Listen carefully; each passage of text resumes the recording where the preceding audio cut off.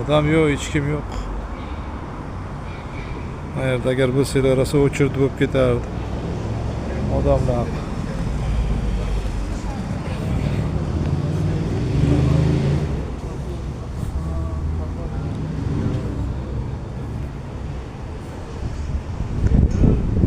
Ekzamen imtihon topshiradigan antichimizda 20 tacha odam turibdi xolos. Bu yoqda esa odam yo'q. Qayerga ketdik endi? Qayerga ketdi shuncha odam bilmayman. Mana hozir ekzamen. Короче, ish vaqti медицинский praktika ish vaqti rejim 8-9 dan 6gacha. Выходной, суббота, воскресенье ish kuni. Odamlar yo'q bitta. Ha?